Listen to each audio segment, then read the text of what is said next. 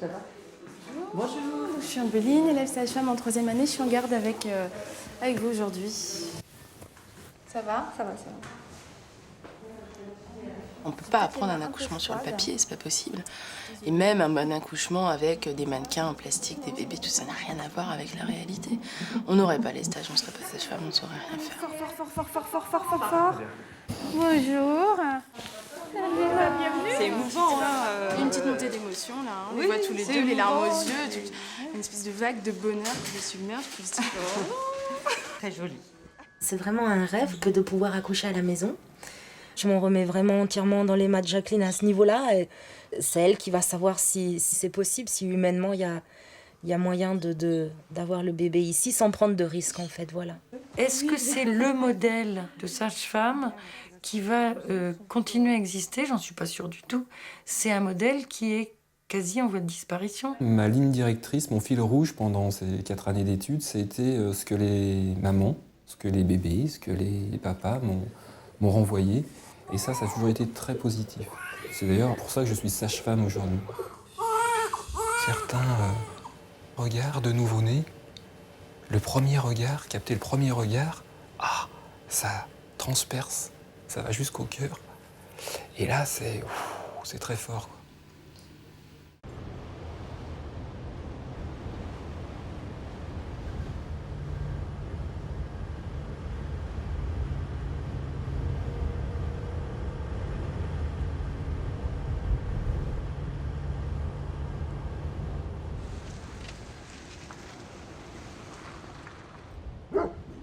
Jacqueline est sage-femme de campagne. Il y a 30 ans, elle a quitté Paris et le milieu hospitalier pour s'installer en Ardèche.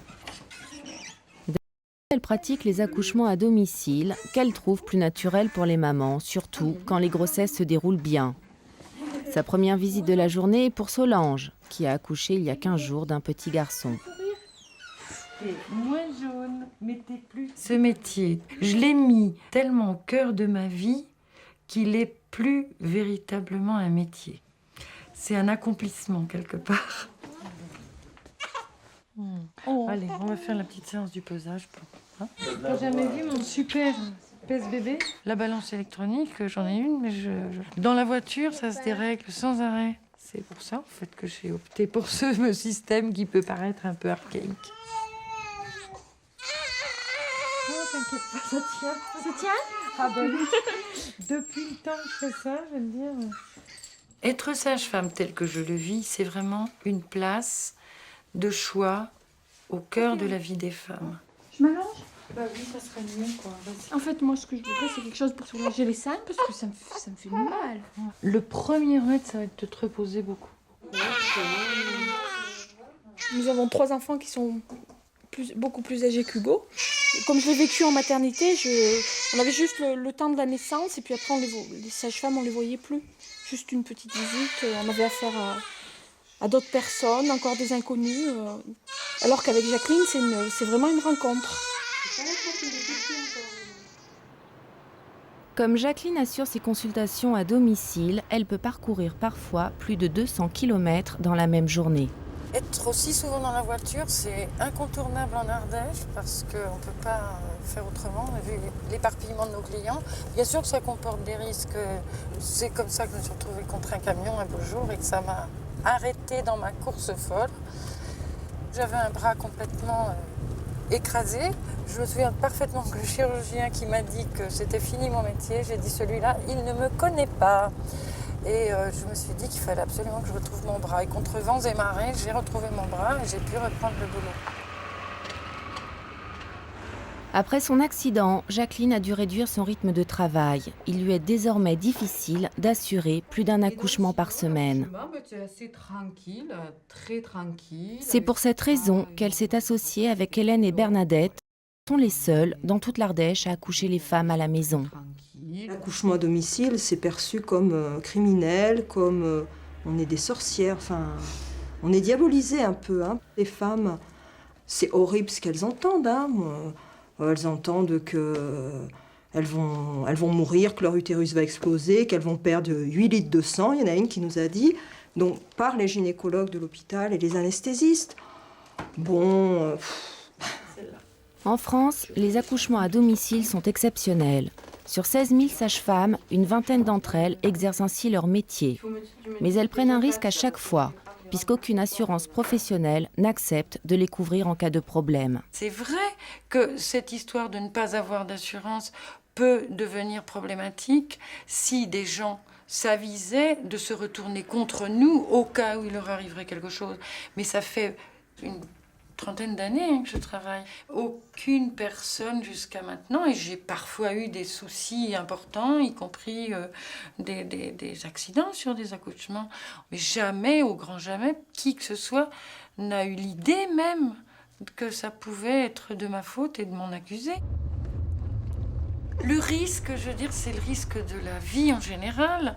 Si on a peur de tout, on ne fait rien. C'est-à-dire que la naissance, c'est véritablement quelque chose d'inclus dans la vie, dans le quotidien, dans le normal, dans la physiologie, dans la sexualité d'une femme même, je dirais. Donc c'est une responsabilité, bien sûr, mais on apprend totalement cette responsabilité avec les parents eux-mêmes, en n'ayant pas la peur au ventre de tout ce qui pourrait nous tomber sur la tête. Là, on a le bébé en échographie, en fait, en vidéo. Oui. Ouais, c'est rigolo à voir, quoi. C'est une première prise de contact, Oui, c'est vraiment c'est visuel, ça réconforte. Tu vois que le bébé, il a sa tête, il y a la colonne vertébrale, il y a les deux mains, les deux pieds. Moi, quand je vois cela, à la fois, je peux complètement comprendre tout ce que ça crée chez vous, mais je trouve que le vrai bébé qui est là dans ton ventre, il est 1000 fois plus joli que ça, si tu veux. Ça n'a rien de comparable. Ce que je te propose en clair, c'est d'aller par le toucher et vous mettre à l'écoute du bébé. En posant juste la main là comme ça, et viens mettre la tienne. Une main souple, si tu veux, qui est une main réceptive. Voilà. Voilà. Et te mettre, je dirais, à l'écoute de ce que ta main veut bien sentir, entendre. C'est peut-être pas tout à fait le bon mot. C'est-à-dire, c'est une communication à trois par simplement le toucher. Tout à comme fait, ça. tout à fait.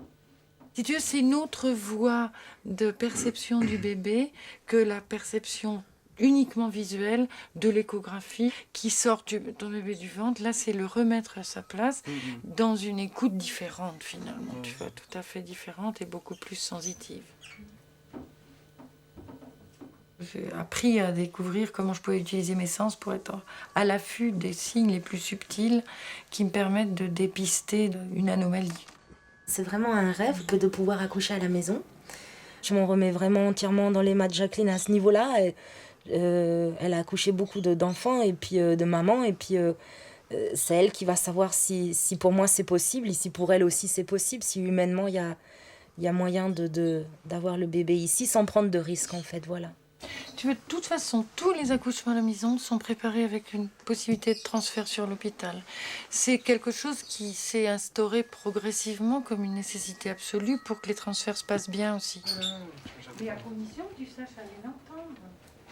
C'est important de prendre l'ambiance de la maison, de voir quelle est la manière dont vivent les gens, qui me donnent des renseignements absolument énormes sur comment je peux me sentir bien aussi avec eux. Parce que accoucher à la maison des gens avec lesquels je ne me sentirais pas bien, ça n'aurait pas de sens. C'est les 7 qu'on a accueillis en septembre. Il en a accueilli plus de 20-30 kilos. Ici, vous êtes bien placés. Exercer ce métier de cette manière, c'est vrai que ça demande une telle disponibilité, une telle exigence que j'aurais absolument pas pu le faire avec 3 enfants, sans mari par exemple. Christian ?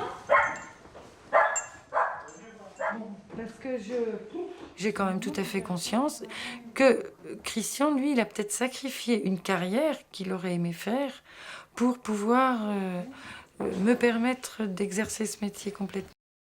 Ce qui m'a beaucoup gêné pendant beaucoup de temps, c'est le fait de ne pas avoir d'activité dite traditionnelle, rémunérée, un salaire, partir au bureau ou au travail tous les matins, tout ça, et le regard que portaient les autres sur moi.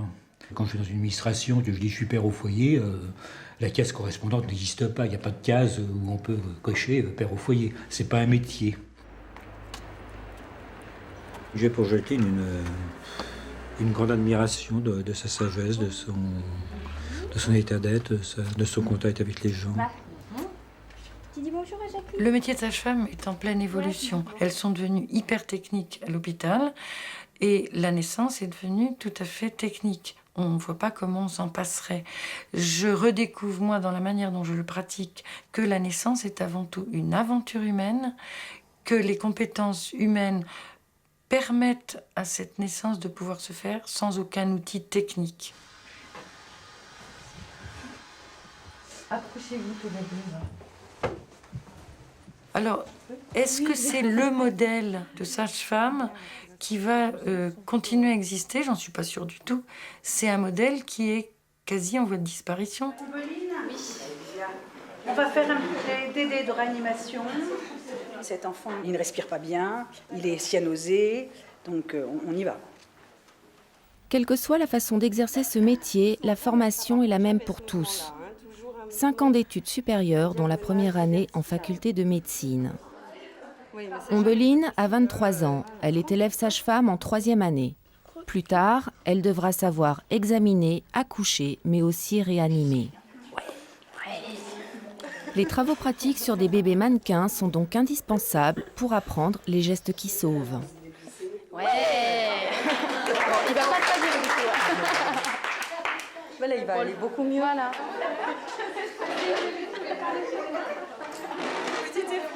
C'est des études qui font beaucoup mûrir parce que on est obligé de grandir. Sinon, c'est très compliqué d'accoucher, de donner des conseils et de guider une femme qui a 35 ans, par exemple, quand on en a 18.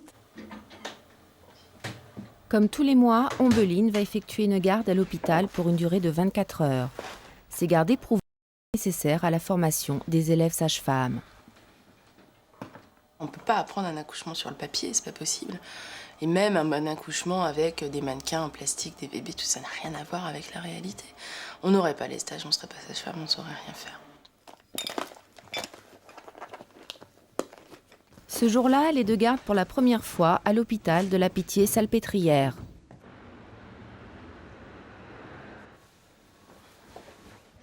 Ça va ?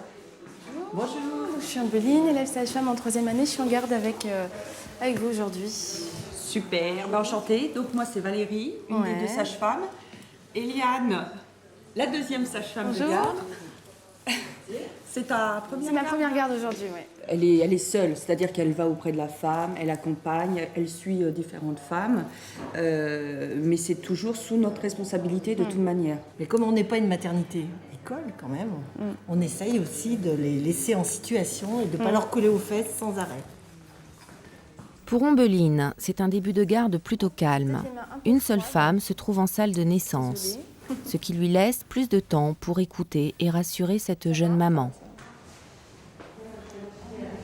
Il y avait une sage-femme avec qui j'ai été en stage qui disait que la sage-femme, c'est le généraliste de la grossesse. Donc je trouve que ça représente bien le métier, quoi. Tant que ça se passe bien, vous voyez que nous, et c'est génial. Et voilà, c'est parti pour la musique. Et la musique, c'est le cœur du bébé que l'on écoute avec vigilance pour s'assurer que tout se passe bien. On va me poser la péridurale. Ça, d'une part pour vous, ça va retirer la douleur, enfin c'était votre désir, hein. Et en plus, ça favorise la dilatation. Et après, ça dure... Après, ça dépend de vous, c'est un premier bébé, hein, donc ce ne sera pas en 5 minutes, hein, mais on compte 1 cm par heure en général. C'est jusqu'à 10, et après, il faut que le bébé descende. Ce qui est bien, c'est qu'elles expliquent au fur et à mesure, parce que la première fois, là, j'avoue que c'est la découverte totale, donc... Elle est un peu tendue, non ? Elle est stressée. Ouais. C'est un événement où les femmes ont besoin quand même d'être encadrées. Pour elles, c'est unique. Enfin, on ne peut pas banaliser ça parce que même si pour nous, c'est le énième accouchement, pour elles, c'est leur premier ou leur deuxième. Elles ne vivent pas ça des dizaines de fois. Hein. Ça fait mal encore ? Non. C'est sûr qu'à l'hôpital et particulièrement à Paris, je pense, c'est assez médicalisé quand même. On a 90% de péridurale à Paris. Très souvent, on va pousser les choses, on va faire en sorte que ça avance. C'est sûr que le naturel, bon, Que je fasse attention à ne pas tomber dans le travers, effectivement, de la médicalisation. J'espère pas. Je ramène le papa. Je l'ai trouvé. Bonjour. Jusque-là, la garde d'Ombeline se passe plutôt bien. Mais un premier incident se produit. Le cœur du bébé ralentit. Allez-y, tournez-vous sur le côté gauche. Valérie, la sage-femme de garde, prend alors la situation en main. Oui. Il est temps de pratiquer l'accouchement. Prenez le masque, vous le mettez sur votre nez. On y va. Allez, il y en a une. Prenez plein d'air. C'est Ombeline qui guide la jeune maman. Tout à l'heure. Prenez plein d'air. Fort, fort, fort, fort, fort, fort, fort. Allez, encore. Allez, plus fort que ça. Allez. Soufflez. Et puis vous étouffez pas. Allez, fort. Encore. Tout semble se dérouler normalement. Allez. Aidez-la, Mais votre au fille. bout d'un quart d'heure d'effort, le bébé ne descend plus. Soufflez, reposez. Récupérez. Elle a un petit peu de mal. Elle est un peu coincée aussi. Bon, je pense qu'on va l'aider. Hein. On va faire des statules. Comme vous n'avez pas mal, ça va aller. Allez-y. C'est donc à l'interne de garde d'intervenir. Il est le seul à pouvoir pratiquer l'accouchement en cas de problème. Allez, encore. Voilà. Ne poussez pas. Voilà, soufflez bien, soufflez. Et bonjour. Bravo. C'est pas son sang, vous inquiétez pas. Bonjour. Bienvenue. Eh ben bravo, félicitations. Petite puce. Petite bichette. C'est émouvant, hein. Une petite montée d'émotion, là. On Oui, les voit tous les c'est deux, les larmes aux émouvant. yeux. Une espèce de vague de bonheur qui les submerge. Puis se dit, Très joli.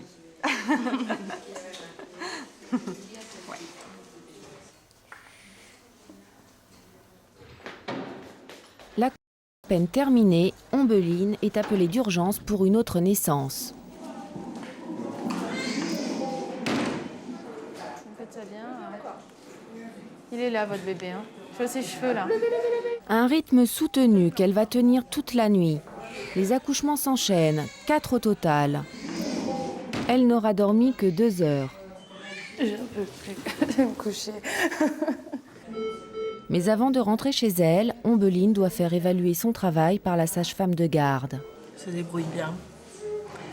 Pourra déjà faire, je pense, des stages cet été, être relativement opérationnel. T'as bien mérité d'aller faire dodo. Aujourd'hui, je suis sûre d'avoir fait le bon choix.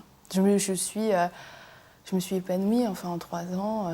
J'ai trouvé ma voie, je me sens équilibrée, heureuse. C'est une sacrée chance d'avoir un métier qui me plaît, un métier aussi passionnant et aussi riche. Toute belle, toute propre. T'es une goulue? Elle hésite entre le pleur pour réclamer à manger et dormir. Oh, c'est incroyable quand même.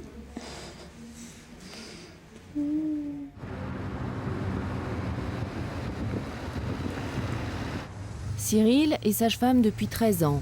Il fait partie des 75 hommes qui ont la possibilité d'exercer ce métier en France depuis 1982 seulement. Sage-femme, le mot n'a pas encore trouvé de masculin. Un choix qui n'est pas toujours bien perçu dans la profession. On a cette représentation que l'accouchement, la grossesse est une affaire de femmes. J'ai failli le croire au début de mes études parce que beaucoup de professionnels en place ont clairement fait savoir que qu'est-ce que je faisais là en tant qu'homme en voulant faire ce métier de sage-femme.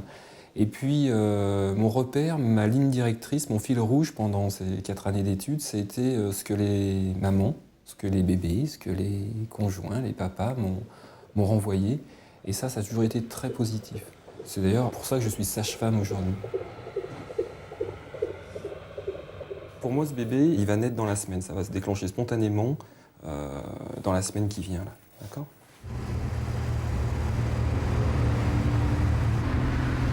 Cyril a commencé sa carrière de sage-femme à l'hôpital de la Croix-Rousse à Lyon.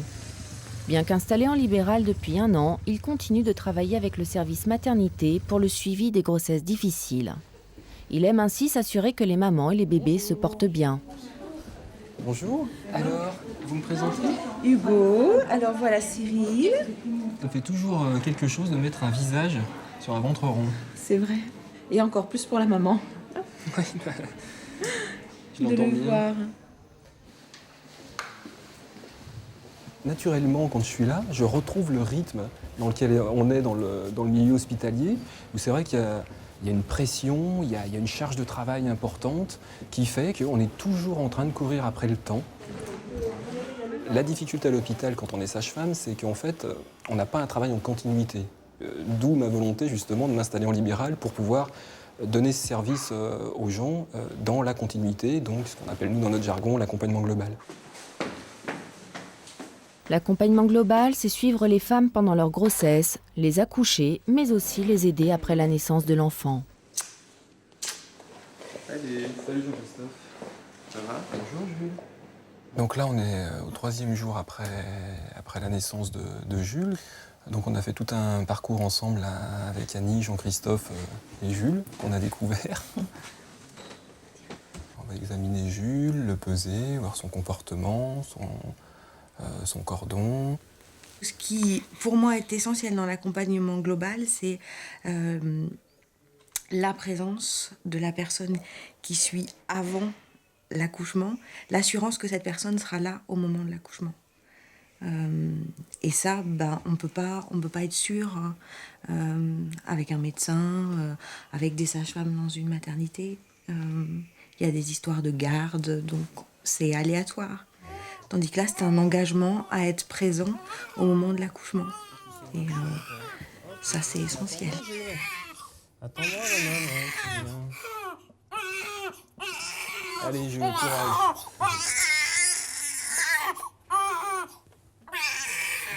Donc tu t'arrêtes, la balance, normalement elle se bloque.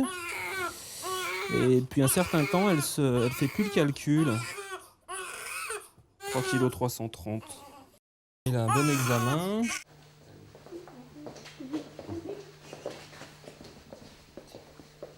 Le fait que je sois un homme dans cette fonction de sage-femme, je pense que ça donne une référence pour le père. Il y avait une certaine complicité naturelle. Le discours que tenait Cyril par rapport à cet accouchement, c'était un discours d'homme, un discours de père aussi, parce qu'il est père. Et pour moi, je me retrouvais. Et en ça, je trouvais ça sécurisant, oui. Ça m'a repositionné en tant qu'homme aussi, en disant « Ah ben oui, les hommes ont quelque chose à faire dans la grossesse des femmes. » Et je pense que c'est une grande aide pour moi.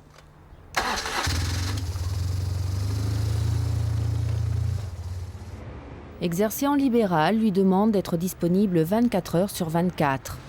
Et pour les accouchements, Cyril dispose d'une salle de naissance dans une clinique près de Lyon. Quand il faut que je parte de chez moi, que je laisse mes enfants, ma famille, ça me pèse un peu. Et puis c'est vrai que quand je suis dans le déroulement, ma passion me rattrape et c'est plus le temps de la montre. Respecter le rythme de la naissance est un principe fondamental pour Cyril. Avec lui, pas de déclenchement, ni même de péridurale.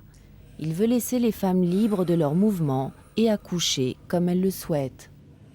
Tu te sens bien dans l'eau, là? Ouais. Ouais.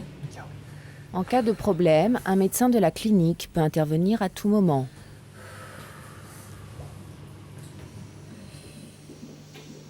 On rentre dans un temps intérieur, le temps des contractions, le temps de cet accouchement, le temps de cette naissance.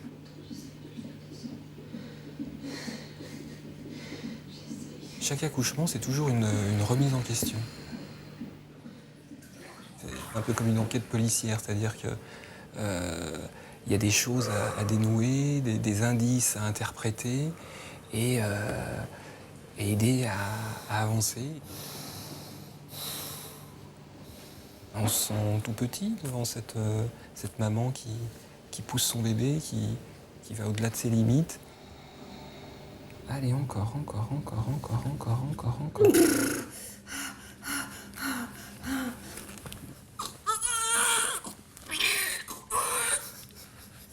Tu veux le prendre? Prends-le sous les bras.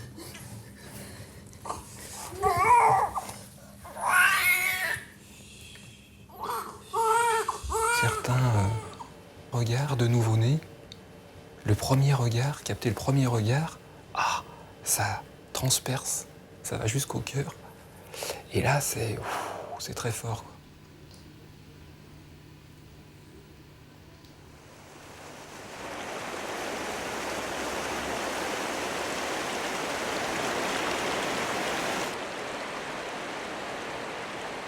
La première fois que j'ai eu une demande d'accouchement à domicile, c'était donc à côté d'ici, en mai 72 exactement. Et il faisait encore très très froid au mois de mai en 72. Il y avait encore de la neige comme aujourd'hui. C'était une nouveauté pour moi de penser faire des accouchements à domicile. J'y avais jamais pensé avant. C'était pas dans ma culture, c'était pas dans mon enseignement. Et il fallait une certaine audace, je crois. Et je crois que la nature même du pays m'a donné aussi cette audace. Les gens, bien entendu, qui l'avaient, qui me l'insufflaient, mais aussi la vitalité des éléments. Le vent, l'eau, la terre ici, elle est très vivante. Il y a toujours du vent ici, ça nous décoiffe. Et moi, je crois que j'aime bien être décoiffée dans tous les domaines. J'aime bien décoiffer les autres aussi de temps en temps. C'est vraiment là que j'ai fait mes premières armes, il n'y a aucun doute. D'où l'importance que ça a finalement. L'intérêt aussi pour moi d'y retrouver l'énergie de départ.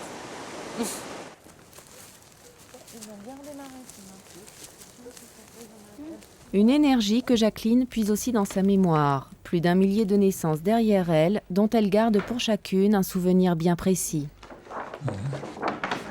Cet album, il représente la fête de la vie, la fête de la naissance, puisqu'à un moment donné, des parents ont décidé de faire une fête pour honorer, je dirais, la naissance, et quelque part pour m'honorer aussi un petit peu.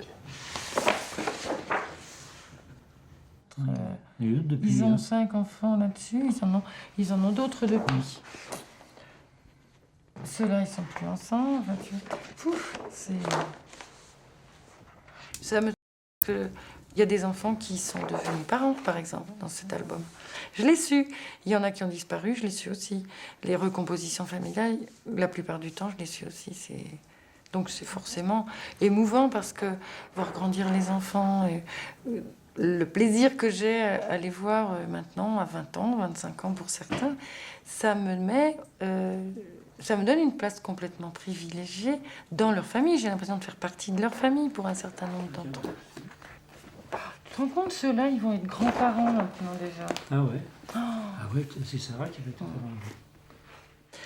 Et les enfants sont contents aussi de savoir qu'ils vont pouvoir rencontrer la personne qui a participé à leur mise au monde dans leur maison. Ça fait des souvenirs qui ont de la saveur, de l'odeur, je dirais, c'est pas aseptisé, voilà.